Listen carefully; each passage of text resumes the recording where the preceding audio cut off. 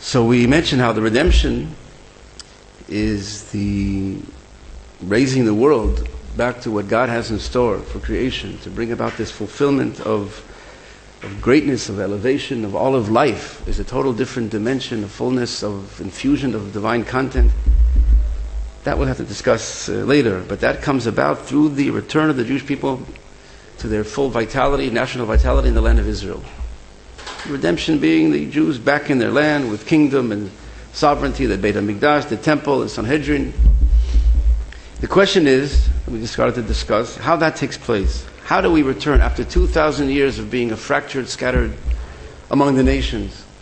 How does it take place? How do we return to being a vital, independent nation in our land? We left off last week, we saw there's two scenarios the sources talk about. In the Bible, in the Tanakh itself, and we mentioned the prophets and the Gemara. The Gemara in Sanhedrin brings down the verse from Yeshayahu that the redemption will take place. It says, I will be ita achishena. The redemption will come in its time, and I will hasten it. So the rabbis asked this contradiction.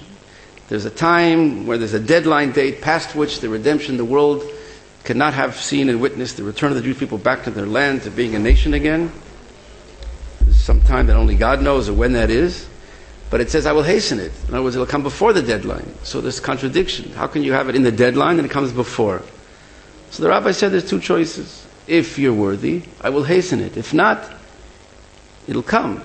But if you're not worthy, then it comes in a different way, and it comes in this final deadline date. As we'll see, it comes in a different fashion.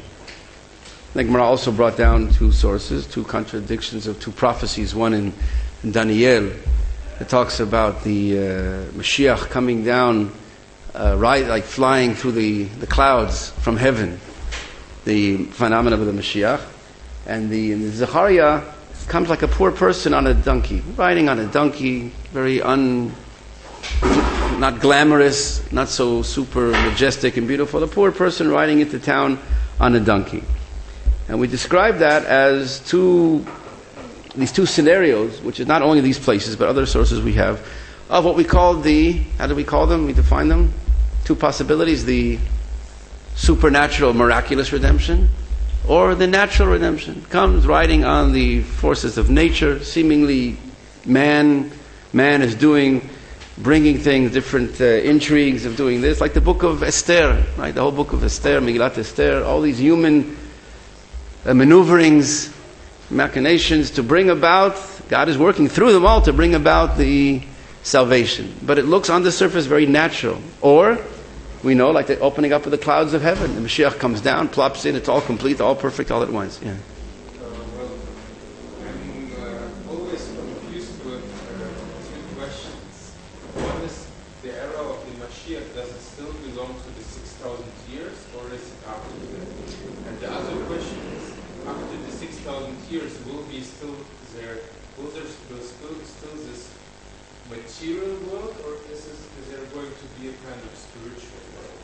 Well, the first question we answered last week. Remember the last source we left off with, the Gemara in Sanhedrin 98:7, that there's 6,000 years of the world as we know it. As the world runs the laws of nature that we have. Right? Remember the 2,000 of Tov, right? Chaos, 2,000 of Torah, and 2,000 of Mashiach. So that answers your question. The Messianic era is that 2,000 years, from the year 4,000 till the year 6,000, is that arena, we said, the area within which this can be fulfilled. That if you hasten it, it can come in the year 4,000. Had we been worthy and opened up the gates to enable the manifestation of this uplifting of mankind, of all of creation, the revolution of man's motivations and drives for what he's living for, the goodness and giving and caring and loving of unification of all. If we're not worthy, then it delays, we said, it takes longer. Within that 6-year period, there's the final deadline date. But yes, within the 6,000. Afterwards, the second question maybe we'll leave for afterwards. That's already the next, after the 6,000 years. The Gemara talks about that, and also in this chapter in Sanhedrin, Perek Chelek, of the 7,000. There's levels and levels of existence. But what we're talking about, the 6,000 years that we live in, we mentioned Avram Avinu was born in 1948.